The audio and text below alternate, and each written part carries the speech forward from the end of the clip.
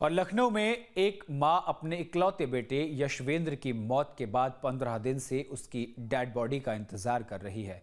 यशवेंद्र जो shipping company में second engineer के पद पर काम कर रहा था, जिसकी हार्ट अटैक आने से मौत हो गई। ये दिल दहला देने वाली घटना परिवार के लिए बेहद कठिन समय साबित हो रही है और मां अपने बेटे की यादों में खोई हुई है, ये सोचते हुए कि कब उसके पास उसका शव आएगा और वो उसे आखिरी बार देख पाएगी।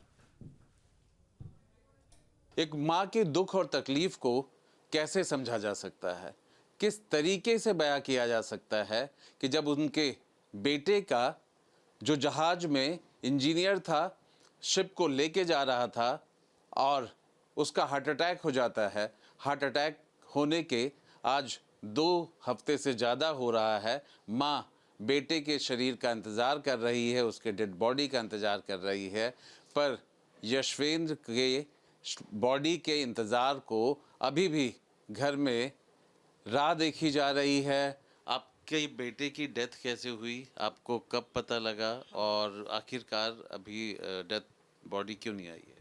हमको कंपनी ने 8 तारीख को सुबह अर्ली मॉर्निंग ये बताया कि यशवेंद्र का हार्ट अटैक हुआ है और वो सरवाइव नहीं कर पाया।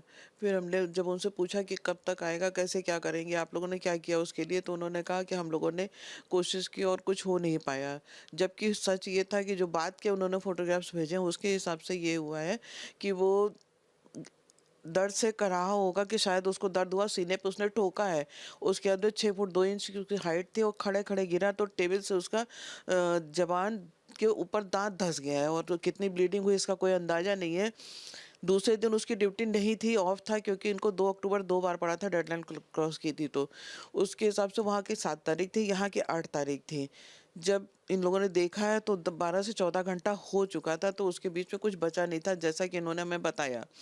शिप की एक विडंबना और है, जो इंजीनियर्स होते हैं बहुत ज़्यादा स्टाफ तो इनका होता नहीं है, तो उसमें 12-12 घंटे 14-14 घंटे काम करते हैं और जो इंजीनियर्स होते हैं वो इंजन रूम में काम करते हैं, जहाँ का टेम्परेचर 48 से 50 डिग्री होता है। और इस बच्चे ने भी हमको मैसेज किया था, मम्मी 48 से 50 की डिग्री के टेम्परेचर में हम काम कर रहे हैं और इलेक्ट्रॉल पीपी के काम कर रहे हैं। बच्चे पूरी तरह से स्वस्थ जाते हैं, अपना मेडिकल का पैनल है इनका, वहाँ से मेडिकल कराते हैं, यह भी नहीं कि इधर उधर से मेडिकल करा लें या अस्वस्थ बच्चे को ये ज्वाइनिंग दे। पूरी तरह से स्वस्थ बच्चा गया था। ओवर वर्क होता है जिसकी वजह से कई बच्चों की इसी तरह से डेथ हुई है। ये हमारा पहला नहीं है। बस विडंबना ये है कि हमारा इकलौता बच्चा था और सिर्फ ओनरशिप कंपनी में ही इसका प्लेसमेंट था। ये भी नहीं कि किसी मैनेजमेंट कंपनी में हो तो इनको इतनी दिक्कत हो।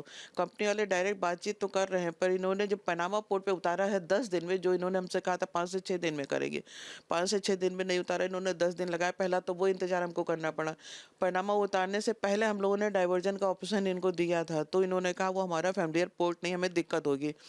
पनामा हमारा फैमिलियर पोर्ट है जहाँ से उतारने में हमको आसानी होगी और 1 हफ्ते में हम रिलीज़ करा लेंगे। 1 हफ्ता जब ख़त्म हो गया, हम इनको प्रेशर करते रहे, तब हमने फिर हाथ पैर मारने शुरू किया। माननीय रक्षा मंत्री जी से कहा, प्रधानमंत्री पीएमओ ऑफिस में भी हमने कहा और उसके बाद में हमारा डीजी शिपिंग से भी सारी बातें हुई। डीजी शिपिंग ने कोई कोऑपरेट नहीं किया हमें और आज तक उन्होंने किसी को भी कोऑपरेट नहीं किया जितने बच्चों की डेथ हुई है।